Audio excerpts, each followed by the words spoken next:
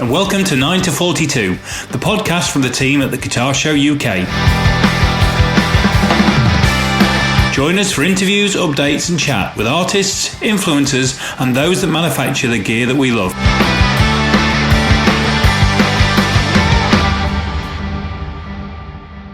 Hello and welcome to another episode of 9 to 42, the podcast brought to you by the guys from the Guitar Show UK. I am looking at Jason Hunt on screen. Morning, Jace. How are you? I'm very good, Ant. How are you feeling today? I am feeling fine. I've been out for a run this morning, which is always good. And I like running in the rain, and it was a bit drizzly this morning. So not June. I don't know what's gone with the temperatures, but anyway. So I'm really well actually. Don't ask me about anything to do with the government because I'm ranting about schools. But apart from that, I'm good. How are you? I'm good. I could rant about schools as well, and I can't believe that, as you know, my BIM job, we were online and teaching within 3 days of lockdown, and both of my children's schools have yet to really start teaching online. And I'm like, that was 13 weeks ago. We did it in 3 days. Well, I'm going to throw something in the mix there, slightly in defence of the schools and actually not in defence of the government. How was it that 10 weeks ago the government couldn't work out that you can't social distance kids in a school unless you've got double or even triple the amount of rooms and triple the amount of teachers? Because most classrooms are 30 to 35 kids, and the most you can get in a classroom now is about 15. And where are the extra classrooms and the extra staff coming from? And to your point about why aren't we doing more online, which I think we should, I think if we're not tasked schools with the impossible of trying to get everybody back before the summer term in an environment that's clearly not possible, maybe the management of the schools would have had a bit of time to spend on the other things they should have been doing, like what you've been doing. But let's not go too far on that because otherwise we'll lose our audience in a moment, but yes. So anyway, we've got another interview for you this week, and we were speaking with, and I'll let you do the introduction. Yeah, Simon Bartholomew from the Brand New Heavies. And it's a while since we spoke to Simon. He was one of the first ones that we did in lockdown, wasn't he? Yeah, it was a BIM thing. Sasha, who I work with, who's one of our lecturers, looks after Glenn, but also looks after Simon as well in terms of PR for them. And she threw his name into the hat, and I was like, yeah, that's fantastic, because it's a very different style of playing the guitar. It's funky as opposed to punky. I really like what you did there. Thank you very much. Good. And he was a really nice bloke. I mean, we had a few technical issues at the time. He disappeared for about 20 minutes and had to reset his computer and his router and everything. But he was a genuinely nice guy, and I really enjoyed talking to him. Yeah, no, I exactly the same. And I have to say, they're not a band I knew an enormous amount about, and it wouldn't naturally be where I'd go to listen, if I'm being honest. Yeah, I mean, it's not my music taste either, but I did listen to quite a bit on Spotify before we spoke to him, and realised that I did actually know quite a lot of the songs. They're just, they've been around for so long. I think Simon talks about the fact that for want of a better description, they're a bit of a heritage act now, and they can keep going doing these sort of like revival festivals and stuff like that. Which I think is, it's great that, you can have your initial success, but then have a long-term career, because your fan base will stay with you. No, it's proving to be the model, isn't it? It's proving to be the model outside of record company control. It's so much easier to produce your own albums now. You don't need to sign a record company deal. If you can fund yourself through that first project, then there's an argument to say that you can then fund everything else on the back of the first bit of success you have and keep it spinning for quite a while.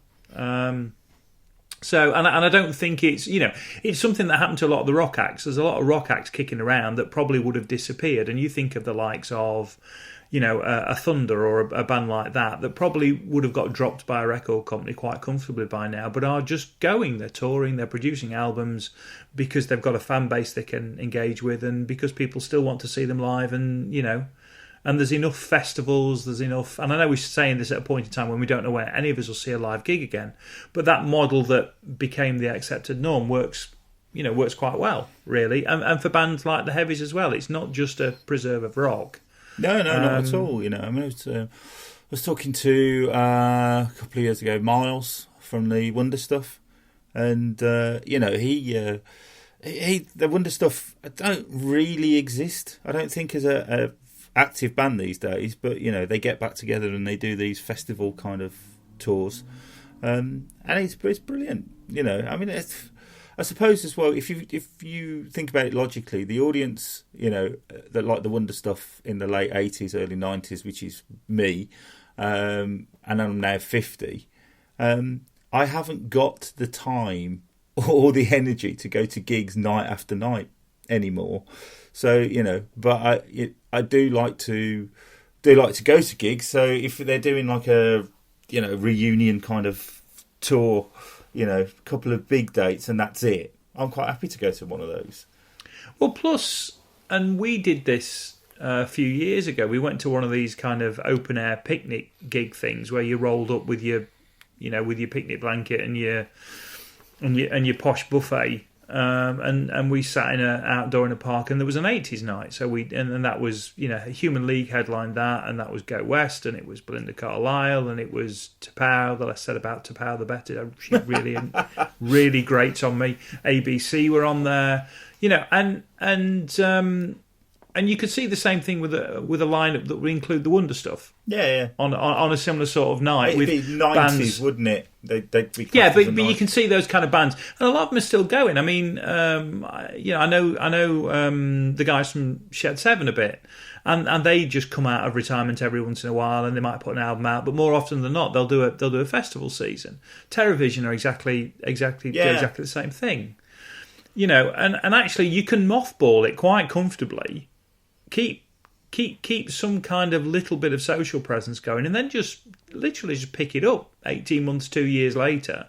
If you say, right, well, this summer we'll go after the festival circuit, and suddenly you'd line up 6 or 8 festivals and think, right, well, I can drop another couple of gigs in. Yeah, I mean, one of my fellow lecturers, John, he's the guitarist in Sleeper, and they put out a new album last year. They managed to do a small UK tour. I think it was about 10 dates or something. Then everybody goes back to their day job. Yeah, no. And we're a long way round of kind of introducing Simon, but there's definitely, he alludes to that being part of their setup and part of their future, I guess. And probably, to be fair, the conversation we had last week with Irwin, the Hoosiers, I mean, that will, I imagine the Hoosiers is almost heading down exactly that path of few shows every few years and maybe an album every 4 or 5. Yeah. Right, well, without further ado, we'll open the floor to Simon Bartholomew, of the founding member of the Brand New Heavies, and we'll regroup and chat to you after that.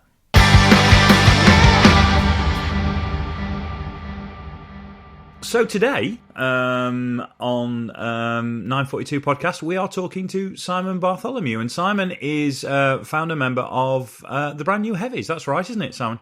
You were a founder member? Yeah, absolutely, yeah.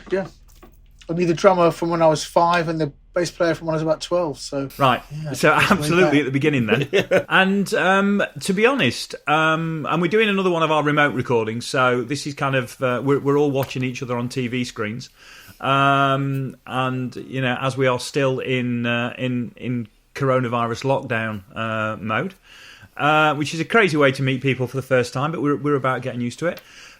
So Simon, I'm looking at somebody who looks like the archetypal rocker, and I'm going to have to ask the question. I didn't expect you to look like you look. So how does somebody who looks like you've just walked off a Guns N' Roses gig, how are you playing an acid jazz funk thing? My whole life has been ruined by acid jazz, and I'm kidding. It's partly a Corona haircut because all the hairdressers are closed. Actually, yeah. And it's I call it the Corona. It's a new look. It's going to be catching on. It suits you. You know, It suits basically, my musical journey started with a slightly different taste. Being a guitarist, my first love was actually rock and roll when I was about 12. I really fell in love with rock and roll. And it was the 70s, you know, so you couldn't get much. So I only had little bits. There was a show called Cruising on Capital Radio, which is a new station on Friday nights, and they played rock and roll. And, you know, you'd record it on a cassette player and stuff. And then there was a shop called Rock On in Camden. It might still be there, a little record shop. And so I only had a few records, but I really loved... my dad had some Lead Belly records, and Lead Belly was the guy that wrote the Rock Island Line, which became like the anthem for skiffle. Lonnie Donegan did that. This sort of like... So a lot of my influences are very much the same as like, you know, like Led Zeppelin and people like that, and the similar sort of stuff, the rock and roll and the sort of early blues sort of thing. And so I was kind of copying that, you know, because I had a couple of lessons at school, and the first thing I learned was like a D, like a bit like This Thing Called Love, you know, and it's like, and then I was like just mucking about on my own, learning like dun dun dun dun dun dun dun. And that's where I start. So through my whole journey with the Heavies, I'll kind of like, I'll bring this sort of rock energy to the Heavies. And you know, I've just sent off a solo album. I started 33 years ago, which is a shock. And it was supposed to be funky rock, because when the Heavies first started, it was just jamming and just like doing grooves and playing for hours. And it was a great way to learn funk, because I was more of a sort of big bar chord, bold sort of a guy. And then I learned them more like Steve Cropper. Like if you listen to a song called Green Onions, it's literally... And I learned more about space and small chords and a smaller sort of approach to it all, which is kind of also just as heavy in a way, if you're feeling it, as like a heavier, louder sound. Just like reggae can be pretty heavy, but it's not heavy like, you know, like heavy rock, but it's still heavy. So, you know, my solo album was kind of funky rock, kind of like a 3-piece thing. You know, based on like the Cream, I suppose, and Hendrix, and and that's the kind of stuff I do often go to, like Hendrix, for an afternoon's hoovering and tidying up around the house. When's the solo album out? Well, I sent it to this guy to mix it, but I think he's not taking me too seriously. He mixed the Heavies album, and he's also like a guy that in his house he's got a couple of chickens and he makes his own beer, which is important, I think, when you're choosing a mix engineer. Chickens and beer mix engineer, and he's got like a poster of Hendrix, and he likes Zeppelin and Deep Purple and stuff.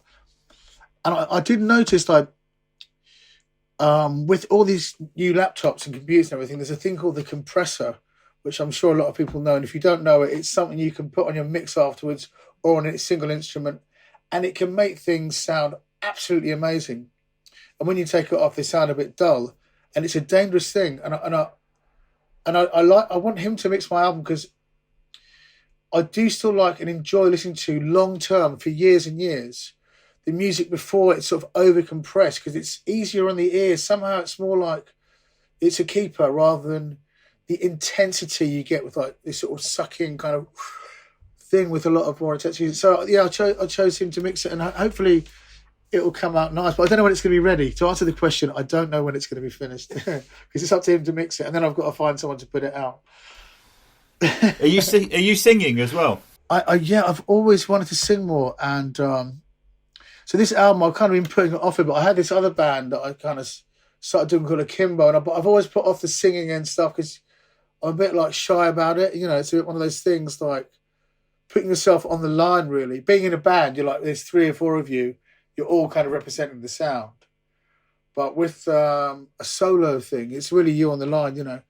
And it's about time I did that at my age, 54 3/4. You sound like the 3/4 is very important to you.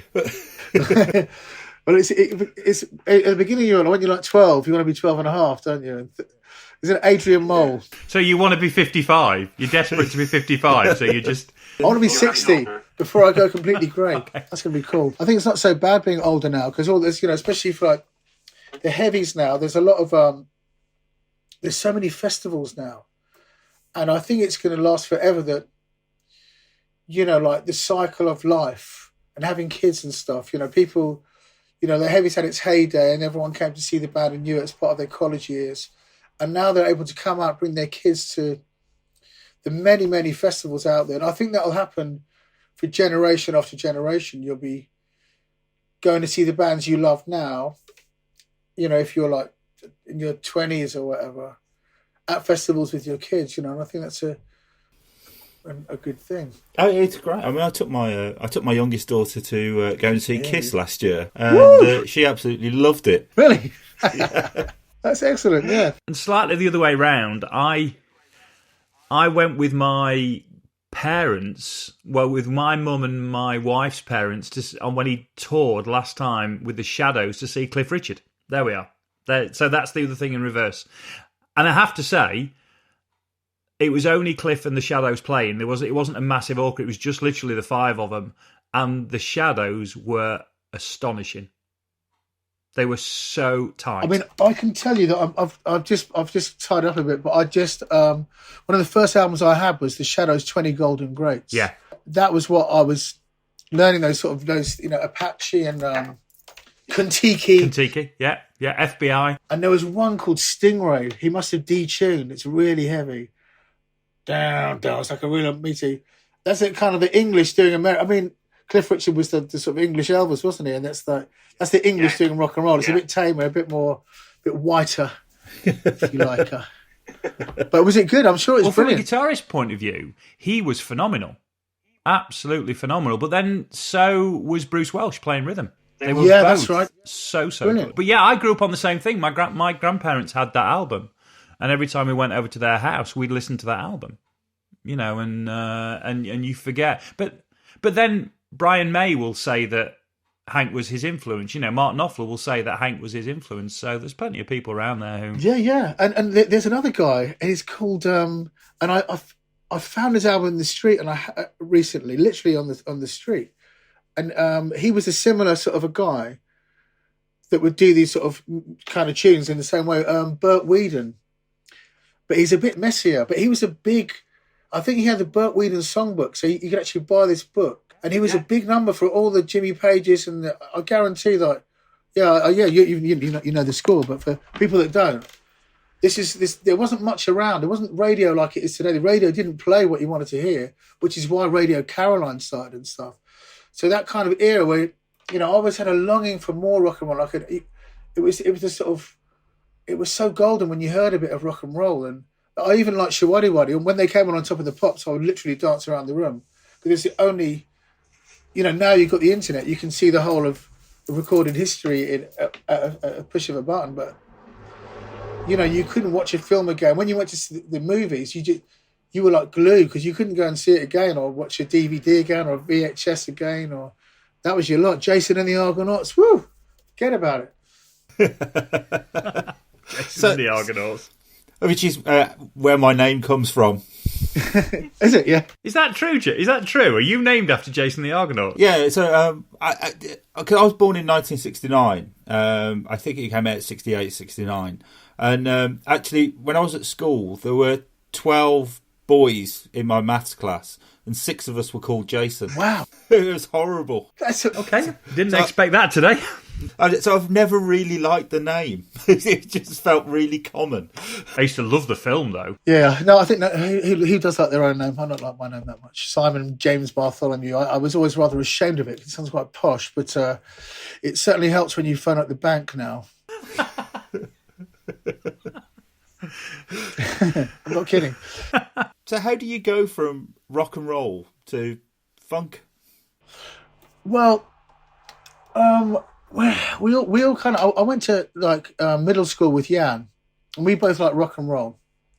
Then at high school, and we were best friends actually. He's a drummer. Then at high school, him and Andrew were good friends, and they got really into like jazz funk and stuff, which I found at the time a bit like insipid and everything. But actually, it's incredible music. They were listening to like jazz fusion and sort of Latin rhythms, and there was these sort of like a big soul scene emerging, the northern soul scene emerging. and this is like early 70s, I suppose, like when I'm 10 in 75. And then, and I was, into sort of, at high school, they were into that. And I was into like rock. I was into, alternative stuff. I was kind of off the mainstream. And we'd have this thing with this like rock versus soul, because they thought rock was just like a sort of, but in fact it was this amazing kind of like, I mean, we were getting into Billy Cobham and Gong and Hawkwind, and it's sort of like, far out stuff. Some of which the musicianship is like beyond, like incredible. And so we finished school, and I went to art college, and Andrew joined art college, and we became really good mates at art college.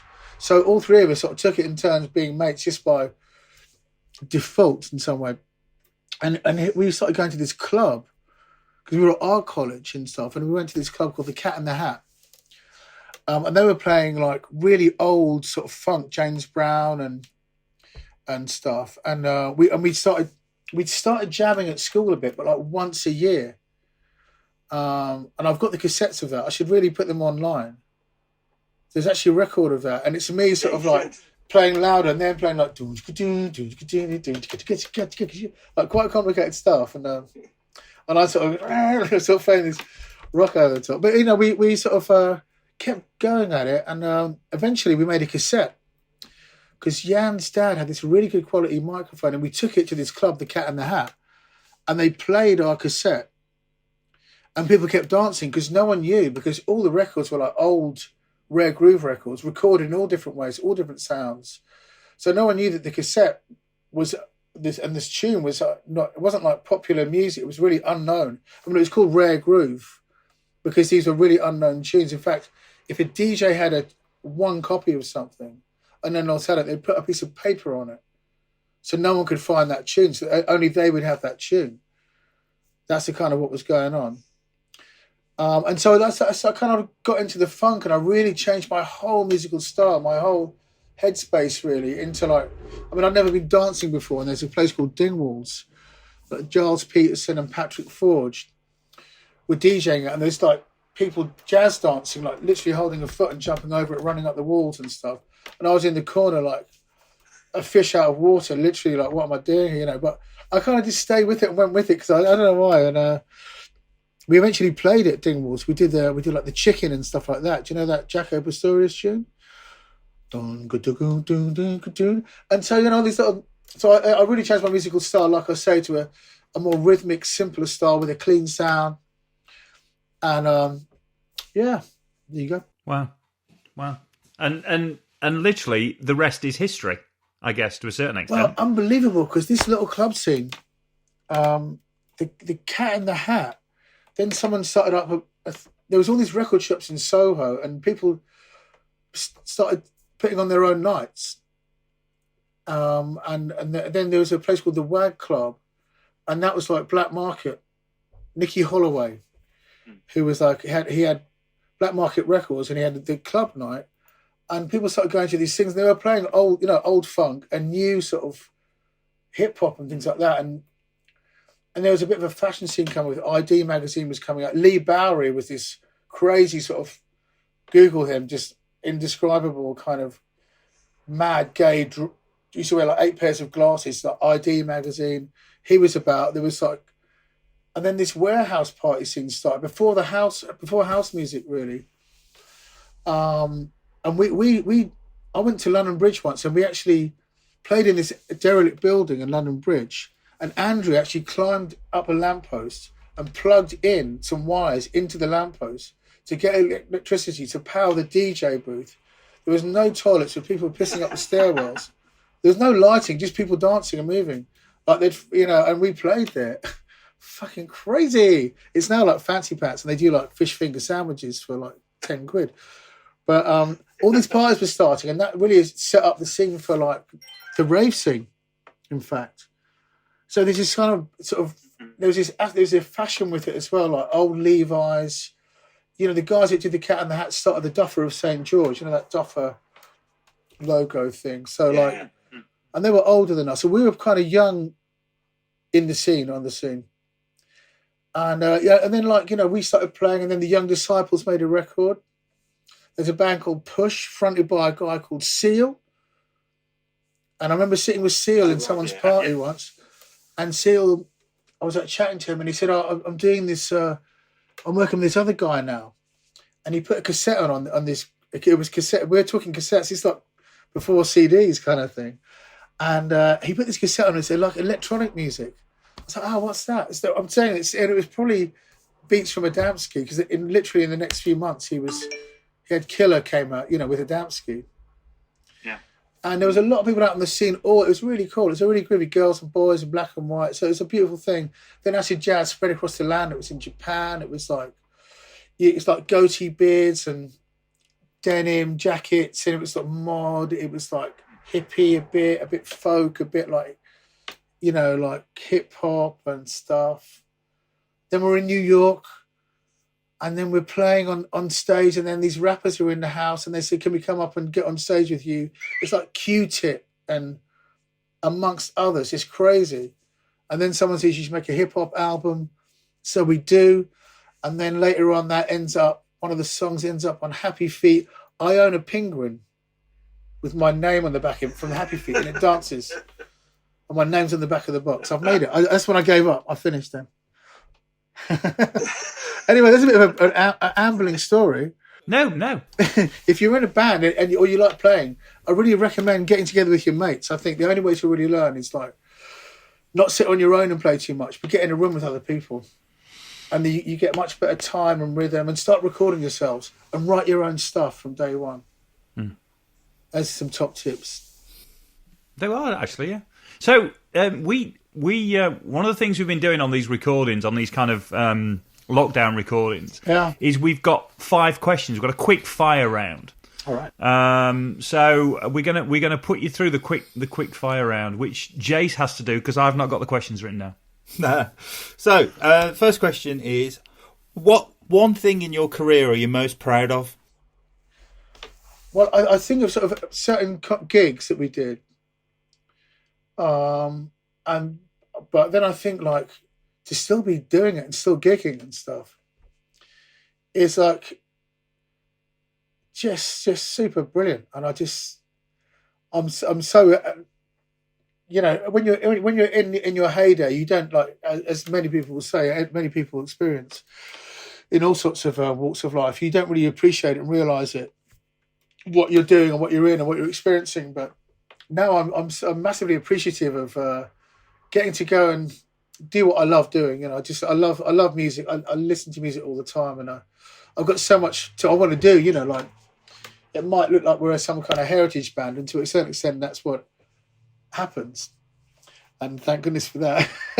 But I've got lots I want to do. Like I say, I'm working on the solo album I started 33,000 years ago, and Samuel Pepys wrote the lyrics, and I wrote it all. I was sort of like, it's my foray into it was written with a quill in candlelight. No, it's so that I've got so much more I want to do. I've done other bands. I had a band called Akimbo. We did an album. That's because when the Heavies started working, before we were all just jamming and it was like fun and we're doing gigs. And then it all got a bit more like, let's write songs to have success. And that's never really been I'm not knocking that, and I'm not knocking like the success, however you quantify that. But I started other bands because I just like jamming and playing just for the sake of it, because that's it's the love of it should. It probably sounds like a cliche, but it should come first rather than. You get the feeling these days, if you start a band, it's to be successful, and we're just like going around my friend's house, getting stoned and playing loud, and that was what it was about. With no, even with the Heavies, when that started, I don't know about the other guys so much, but there was no real, thought of it becoming a thing. It's more like a hobby. In fact, when it became my professional thing, I was like, I've lost my hobby now. I felt robbed. Cool. So, which 3 people, alive or dead, would you like to have dinner with? It's the come dine with me question. It's a good. I know probably like 3 really good chefs because then you get some really good food. Assume the food will be fine. Okay. My sense of humour says like, no, I'm not going to say that. Who would be real fun to hang out with? You know, I think. Well, I was watching some. You know, like I'm a big fan of Jimi Hendrix, so he's welcome at the table. And I was watching something about Julian Schnabel, which led me to Jean-Michel Basquiat. He can come. And then we need Marilyn Monroe in between relationships. Perfect. For a bit, I don't know why. I can't really imagine why I want to sit with Marilyn Monroe, actually. But I'll stick with it. So which piece of gear do you wish you'd never sold? I actually swapped. And I didn't have an electric guitar for a while. And I bought this, my first electric guitar I bought from like this place called Exchange and Mark, where you could exchange stuff and everything, like this place. Yeah. And they had this guitar up on the wall. It was a K. K was this make of guitars that were really cheap and accessible. I don't know if you remember them. And it was an SG with a whammy bar with a big spring. And if you lifted the whammy bar up, the spring would fly out like a spring. and I saved up and I bought this guitar, and it was like, I've got this, probably like you had to get a taxi to the fretboard with the strings because I can't imagine what it was like to play. But I swapped it for a Briefcase Music Centre. I was convinced to do it by this older guy. I didn't really want to do it, but I was easily coerced. And I wish I hadn't done that because I didn't have a guitar for a bit. Yeah, and also I sold my soul to... I was at the Crossroads one day and... I sold my soul to the devil. that would be the answer for Robert Johnson. His answer would be, I wish actually if he hadn't sold his soul to the devil, he wouldn't be any good at guitar. Yeah, go on. What's the best gig you've ever been to? Well, when I was younger in the 80s, I was sort of getting into like jazz, and the band was sort of not really taken off, I think. And there's a big African scene. I'd go and see like the Mighty Sparrow and stuff, and all these bands in kind of art centres and stuff like that. And we would go. We went to this place. It was in the Mary Magdalene Church in Great Portland Street, and there was this guy called John Stevens. He's sort of like skin-headed, like sort of brogue-shoed jazz drummer, and there's another guy called Tommy Chase, and these guys are playing fast and hard bop. And at the early acid jazz days, the jazz dancers were dancing to these guys. And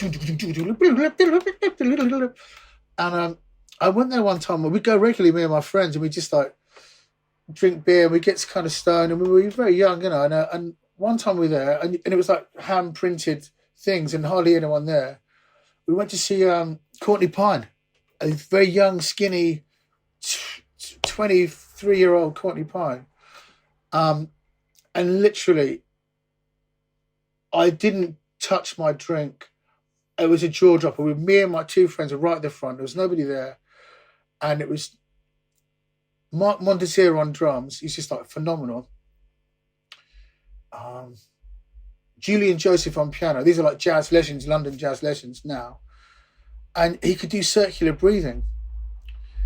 And which is when you just, like playing a didgeridoo. Google it.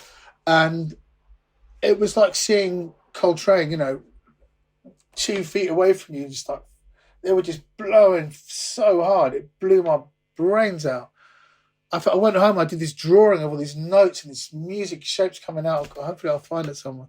Tom, but that was really mind-blowing. Really mind-blowing. Cool. And the last question is, what's the first thing you're going to do post-lockdown? Wow. Well, I was going to have a drink, but I think that's not stopped, really. I'm not drinking now. It's not 1 o'clock yet. I think you know, I'm really looking forward to sort of getting back to work. Really, I mean, my life isn't completely affected like my 9 to 5 job. So like, you know, I work at home and stuff. But I guess just getting out and walking down the road and going to a bar, you know, and having a beer in a bar and being around people, simple as that, without worrying about it and forgetting to worry about it, hopefully. I think it's kind of the same for everybody. And, you know, playing a game. I know everyone's suffering on that one, so I wish you all luck on that one because it's getting scary. There's a time limit on how long I can last. But yeah, what about yourself? Yeah. Oh, I'm going to go to the pub. That's the first thing I'm going to do. I just want to. I mean, you know, there's a lot of real plus sides to this lockdown. If you try and look at it positively, my teenage daughters hang out with us more now than they did previously, which is brilliant. As a dad, got my kids back, sort of thing. And we've been able to do so many of these podcasts because nobody's got anywhere else to be, you know. So that's like a real plus side. But you know, but I do kind of miss, you know, I miss hanging out with my mates. I miss, you know, just going to the pub and talking rubbish all evening. Yeah, I actually miss my friends. I've got feelings. I'm a human, but I do actually miss people. Yeah, I still miss them. There's a great little coffee shop in the village where I live, and they make a fantastic flat white, and I'm missing somebody making me a decent flat white because I don't have the facility to make a flat white at home, and I'm just missing somebody putting a really great cup of coffee in front of me. And there's nothing wrong with the coffee I'm drinking, and the you know, filter coffee I'm drinking's fine, the cafetière's fine, but somebody making me a really great flat white. I didn't realise how much I was gonna miss that. What is amazing is how many things that you filled your day with that you now think, why was I doing that? I'm not missing retail at all. I'm not missing running around just doing some kind of a lot of the stuff that I used to do. But yeah, a stop and a decent flat white. And the other thing for me, I'm a Sheffield United supporter, so I'm really missing going to the football, but that's going to be a long way off, so I'm not getting excited about that. Because, you know, I think we've all changed our opinion now on whether we want to be in crowded spaces. Even after all this stops, I don't know if I'm suddenly going to want to be back where we were again. So I think that'll take a while. So I think football's off the agenda for a little while, but I am missing that. And the thing is, for me, being a Sheffield United supporter, which means that for most of my life I've been watching them in the lower leagues playing teams like Rochdale and, you know, Gillingham. It's the friends that you make, because in reality, most of the time it's really depressing. So you end up with a great bunch of mates at the football when it's so depressing. When there's no glory, you end up with a tight bunch of cynical friends, and I'm missing the guys at the football, I must admit. Yeah. It is what it is. So Simon, that's been absolutely illuminating, and not actually the way I thought it was. I'm really sorry for kind of not knowing what this would work out about, because you know, I didn't know an enormous amount about you beforehand, but that's been absolutely. It's been fascinating to listen to you kind of ramble through the Heavies history and also the history of, I guess, you know, you and the area that you grew up in. And I understand we'll be seeing you at the show next year, assuming that everything's okay and we're back to normal. You're going to be doing the show, I understand. Have another chat if this lasts. You know, I'm happy to have another chat. It's kind of really nice doing this sort of thing, and something I want to get into anyway, and do some more, do sort of my own thing really, and become a bit independent of the Heavies. Although I love doing the Heavies, it's fantastic, but do some stuff that is a bit ugly. I heard recently that, you know, easy listening music is really popular, selling in large amounts. So I really, that's red rag to me. I need to make something ugly. Excellent. You'll fit right in at the guitar show then. Yeah, yeah, you will. Listen, it's been a pleasure. Great to talk to you. Thanks for your time. Yeah, thanks, guys. And we're back. And that was Simon Bartholomew of the Brand New Heavies. And what a really nice chat we had with Simon. It's as I say, having not known much about the band, it was interesting to hear, because things like the fashions and the kind of nights they were going to and the kind of scene that he was involved in. Yeah, I think it's really interesting. It doesn't chime with what mine was more of a rock background, but it's nice to hear it about a different style of music. But he did, I thought it was interesting that he'd started, with the rock thing, and the Hendrix and blues and stuff like that, and ended up, and which is just it's testament to the being open-minded and hanging out with your friends who've got different tastes to you, and discovering something new. Well, the other thing was, when we turned the cameras on for the first time, I'm embarrassed to say I didn't really even know what Simon looked like until so I'd read a bit, but I'd not seen a picture of him. And he pops on screen with this big mane of hair, and he looked like and I've forgotten the name of the guy. He looked like the lead singer out of Spinal Tap. David St. Hubbins. David St. Hubbins, yeah. And to be fair, you could see him. In fact, now I'm thinking about it, I could see if Simon had introduced himself as David St. Hubbins, I would have gone with that. To be fair to him, he did say he's got a lockdown haircut going on. So yeah. But there was that kind of little Spinal Tap moment when the first camera came on. It's like, oh dear. You expected him to talk about taking a load of his songs and doing them orchestrally or what have you. And recording a solo album that's taken 30 years so far. Well, yeah, which is very Spinal Tap, actually. Just get on with it. I know, what are you doing? When's the mix going to come back? Oh, I don't know. 2035.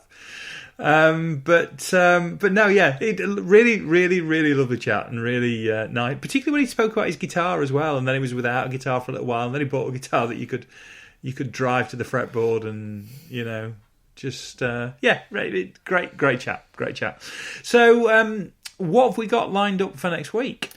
So next week we have Adrian Thorpe of Thorpe FX.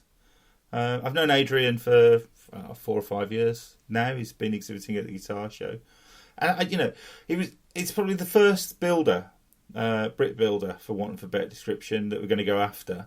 But his backstory is so interesting. You don't get many bomb disposal experts moving into the music industry and building what quite clearly are bomb-proof pedals. Yeah. Yeah, no, it was, and I knew very little about Adrian, and it was really, it was a really great chat, and I learned a lot that night. But it also goes to when we started doing this, it wasn't. We never really thought it would all be about artists, did we? It's just kind of ended up in that space because of what was available to us through lockdown. Yeah, I mean, we've got a list of other people that we've kind of spoken to about doing this. And one of the easiest things about doing the stuff with the artists is they're generally pretty good at recording their own audio. And I don't think that some of the builders in the UK are so au fait with recording software and so on. So and it'll be nice to go and see them in person. And hopefully, as we kind of seem to be coming out of lockdown a little bit, that very soon we'll be able to go out. I was talking to Pete, Brian May's Tech, and he's love to do a podcast interview with us, but he just doesn't get recording software. So it's okay. Well, as soon as we can, we'll jump in the car and we'll go down and see him. Yeah, and that was always that was when we talked about it. That was always part of the plan. So it'd be nice not nice because there's been nothing wrong with any of the interviews we've done, and there's been some really interesting and really warm stuff that's come out of them. But to mix it up a little bit in terms of who we do go and speak to. The other thing, actually, we need to talk about, because it's gone a little bit quiet on that front. We haven't mentioned Keith Scott for quite a while. Well, we haven't mentioned Keith Scott for quite a while. Now we've hit the magic 10 podcasts, so it looks like we're here to stay. Yes. I will start following up the leads that I've got to get to Keith Scott. Right.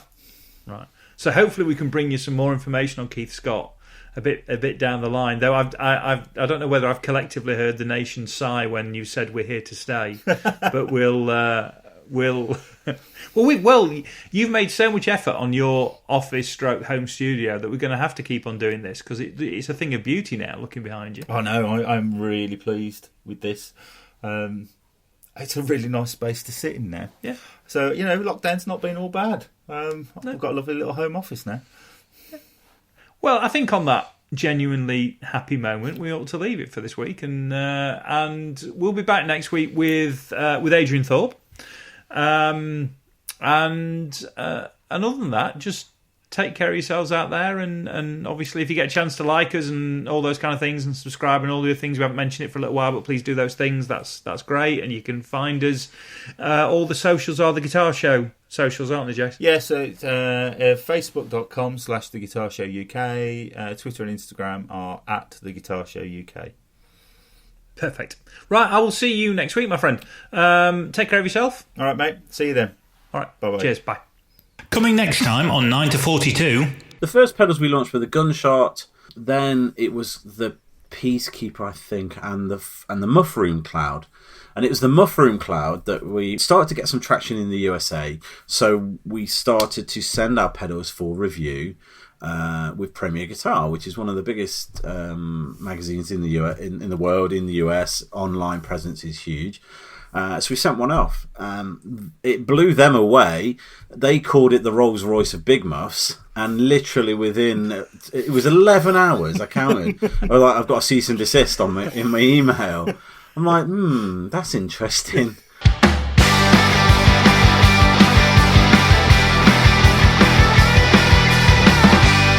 Thanks for listening to 9 to 42, the podcast from the team at the Guitar Show UK. If you've enjoyed the show, then please remember to hit the subscribe button and share with other like-minded souls. For more information about 9 to 42, please follow us on Facebook, Twitter or Instagram at the Guitar Show UK. This has been an A Short Stories production.